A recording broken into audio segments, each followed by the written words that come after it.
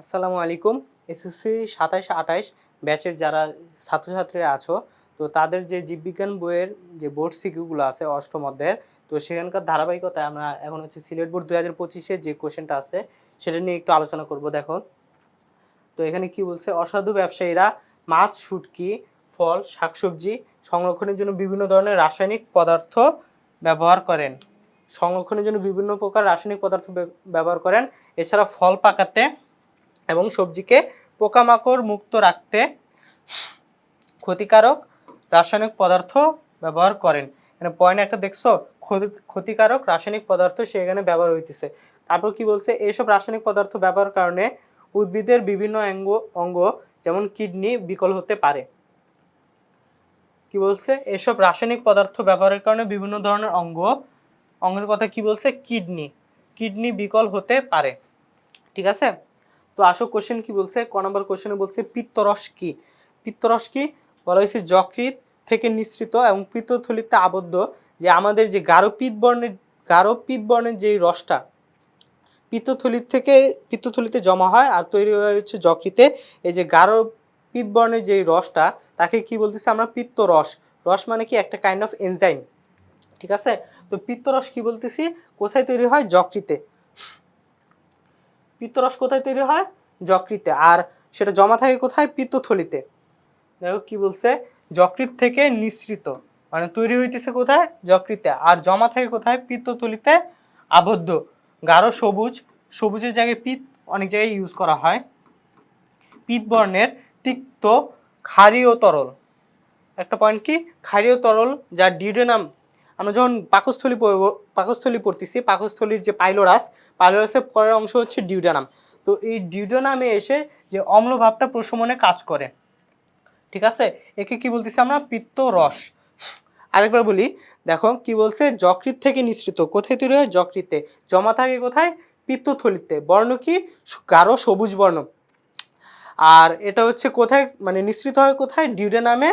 আর এটা কাজ হচ্ছে ক্ষারীয় পদার্থ যা অম্লীয় ভাব প্রশমিত করে খাদ্যকে শোষণে সাহায্য করে।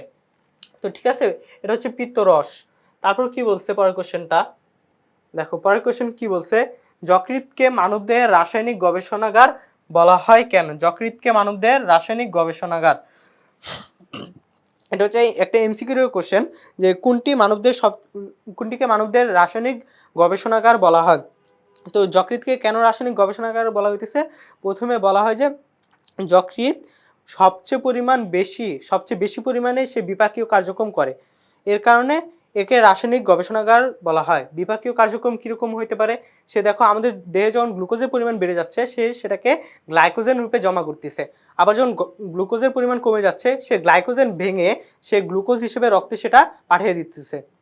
তো ঠিক আছে, আবার সে কি করে, সে লিপিড বিপাকে ভূমিকা রাখে। আদার্স খনিজ লবণ শোষণ, সোডিয়াম, এগুলোতে সে বিভিন্ন প্রকার বিপাকীয় কার্যক্রম সে করে। আর যার পরিমাণ হচ্ছে অন্যান্য যত অঙ্গ আছে তাদের থেকে এই বিপাকীয় কার্যক্রমের পরিমাণ যকৃতে সবচেয়ে বেশি। এই কারণে যকৃৎকে কি বলতেছে, রাসায়নিক গবেষণাগার।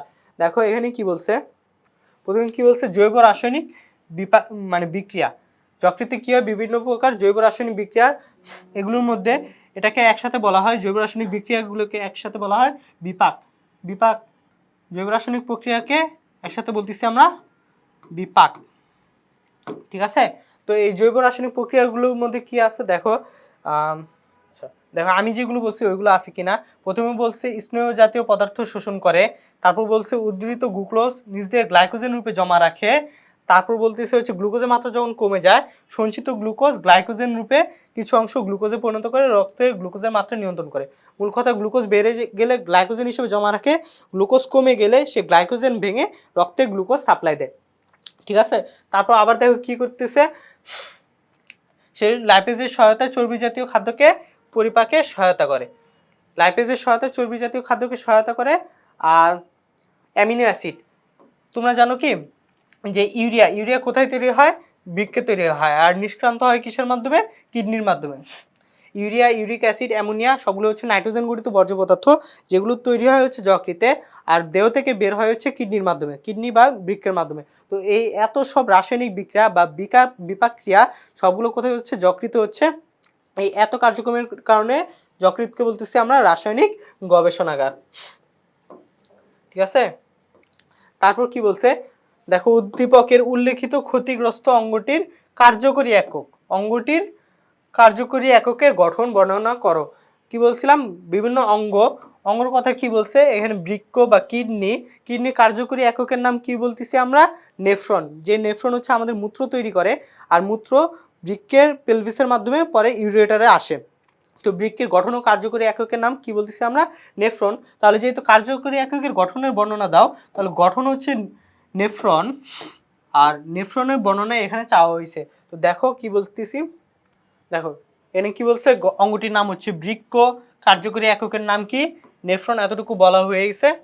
এরপর বলছে নেফ্রন কি, বৃক্কের ইউরিনিফেরাস নালিকা, যেটা হচ্ছে মেইন একটা নালিকা বা টিউবিউল, এই টিউবেল ক্ষরণকারী অংশ এবং কাজ করার একক, বৃক্কের কাজ করার একক আর গঠনগত একক দুইটা কিন্তু সেম, নেফ্রন।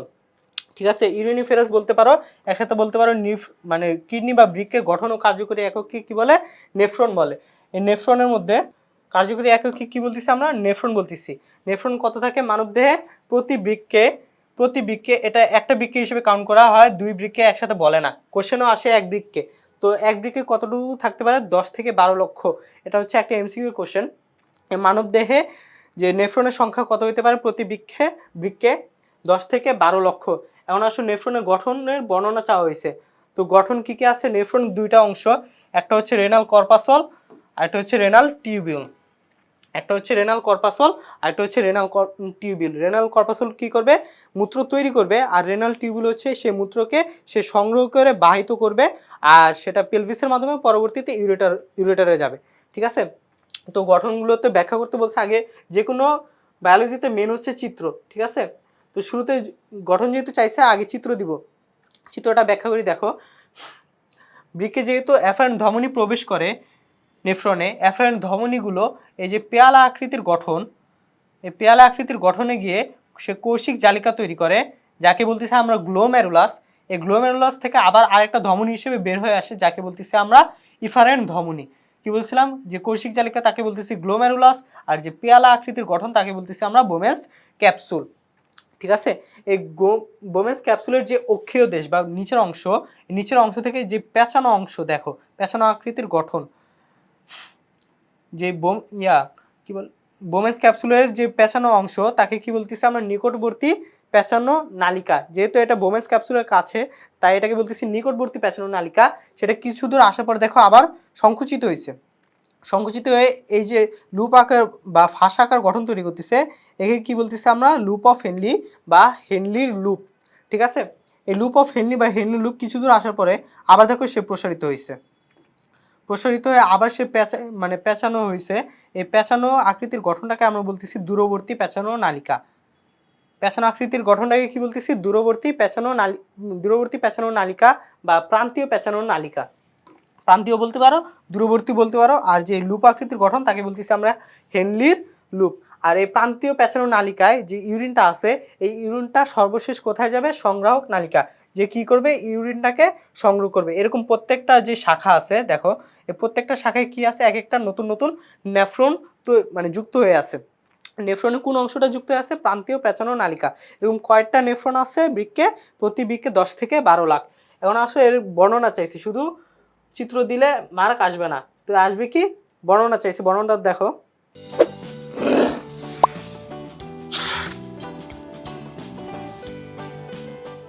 তো আসো, বর্ণনার একটা পার্ট কি বলছিলাম, রেনাল কর্পাসল, আরেকটা বলছি রেনাল টিউবুল। রেনাল কর্পাসল কি, সে মূত্র তৈরি করে। রেনাল কর্পাসলে কি কি পার্ট আছে দেখো, একটা হচ্ছে গ্লোমেরুলাস, আরেকটা হচ্ছে হলো বোমেন্স ক্যাপসুল। রেনাল কর্পাসলের দুইটা পার্ট কি, একটা হচ্ছে গ্লোমেরুলাস, আরেকটা হচ্ছে গ্লোমেরুলাস, আরেকটা হচ্ছে বোমেন্স ক্যাপসুল। তো গ্লোমেরুলাস কি হয় দেখো, বোমেন্স ক্যাপসুল হচ্ছে পেয়ালা আকৃতির গঠন, যা গ্লোমেরুলাসকে বেষ্টন করে রাখে। ক্যাপসুল দুই এই দেখো পেয়ালার মতো গঠন লেখা আছে। আর গ্লোমেরুলাস হচ্ছে একগুচ্ছ কৌশিক জালিকা দিয়ে তৈরি। কৌশিক জালিকা আবার কিভাবে তৈরি হয়েছিল বললাম, অ্যাফারেন্ট ধমনী যেগুলো আছে সেগুলো সেই বোমেন্স ক্যাপসুলে প্রবেশ করে জালিকার ন্যায় গঠন করে, একে বলতেছি আমরা গ্লোমেরুলাস। আবার সেই ইফারেন্ট ধমনী হিসেবে বোমেন্স ক্যাপসুল থেকে বের হয়ে আসে। তারপর আসে হচ্ছে রেনাল টিউবিউল। টিউবিউলের কাজ কি, যে মূত্রটা তৈরি হয়েছে সেটা সে বহন করে নিয়ে যাবে। তো রেনাল টিউবিউল কি বলছে, বোমেন্স ক্যাপসুলের অক্ষীয় দেশ, বোমেন্স ক্যাপসুলের অক্ষীয় দেশ থেকে সংগ্রাহী নালিকা পর্যন্ত পুরো অংশটাকে কি বলতেছি আমরা, রেনাল টিউবিউল। রেনাল টিউবিউলের মধ্যে কি কি পার্ট আছে বলছিলাম, যেটা বোমেন্স ক্যাপসুলের কাছে তাকে বলতেছি আমরা নিকটবর্তী পেঁচানো নালিকা বা গোড়াদেশীয় পেঁচানো নালিকা। তারপর বলছিলাম যেটা সংকুচিত হয়, এই সংকুচিত অংশটাকে বলতেছি হেনলির লুপ। আর যেটা দূরে, বোমেন্স ক্যাপসুল থেকে দূরে, তাকে বলতেছি আমরা প্রান্তীয় বা দূরবর্তী পেঁচানো নালিকা। ঠিক আছে, তো এতটুকু হচ্ছে নেফ্রনের গঠন। চিত্র থেকে আলো নেফ্রনের গঠন বোঝা যায়, এটা হচ্ছে কোশ্চেনের মানে আনসারটা মূলত। তারপরে কোশ্চেন দেখো, তারপরে কোশ্চেনে দেখো কি বলছে, উদ্দীপকে ব্যবহৃত রাসায়নিক পদার্থ। উদ্দীপকে ব্যবহৃত রাসায়নিক পদার্থ কি কি বলছিল, মাছ শুটকি সংরক্ষণের জন্য ব্যবহার হয়েছে। আর এগুলো হচ্ছে ক্ষতিকারক রাসায়নিক পদার্থ, এগুলো মানবদের জন্য অত্যন্ত ক্ষতিকর, অত্যন্ত ক্ষতিকর। তো রাসায়নিক পদার্থগুলো কি কি হতে পারে, আমরা জানি কি, খাবারের মধ্যে অ্যাজ ইউজুয়াল সবচেয়ে কমন যে ফ্যাক্টটা সেটা হচ্ছে ফরমালিন ইউজ হয়, এটা হচ্ছে একটা রাসায়নিক পদার্থ। তারপর কি হয়, যে আমরা যে আইসক্রিম খাই, চকলেট খাই, এগুলোতে কি হয়, কৃত্রিম রং বা বাণিজ্যিক রং এগুলো বেশিরভাগ ইউজ করা হয়। ফুড কালার যেগুলো, ওগুলো হচ্ছে অনেক ক্ষেত্রে মানা হয় না, এগুলো হচ্ছে রাসায়নিক পদার্থ। আর এগুলোর মূল কাজ কি, এগুলো হচ্ছে বৃক্কের মধ্যে গিয়ে সে বৃক্কের কাজগুলোতে ঝামেলা তৈরি করে। যকৃতের যে বিপাক কার্যক্রম বা রাসায়নিক পদার্থ, এটাও তো এক ধরনের রাসায়নিক পদার্থ, তাই না?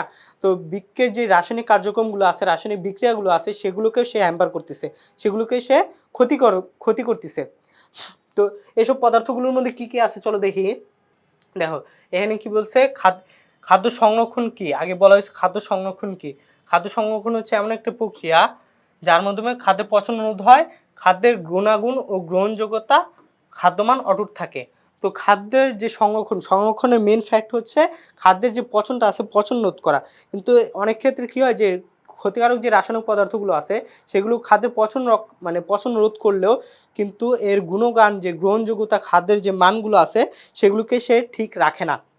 ঠিক আছে, তো এক্ষেত্রে কী হয়, পচন সৃষ্টিকারী ব্যাকটেরিয়া ছত্রাকের সংক্রমণ হতে পারে না, ব্যাকটেরিয়া মারা যায়।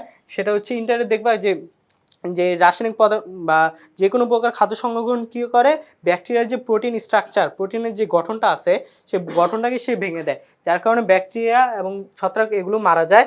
তারপর কী হয়, চর্বি জাতীয় নষ্ট হয় কীভাবে, চর্বি জাতীয় পদার্থ এগুলো হচ্ছে অক্সিজেনের মাধ্যমে জারিত হয়ে সেগুলো হচ্ছে মেনলি নষ্ট হয়।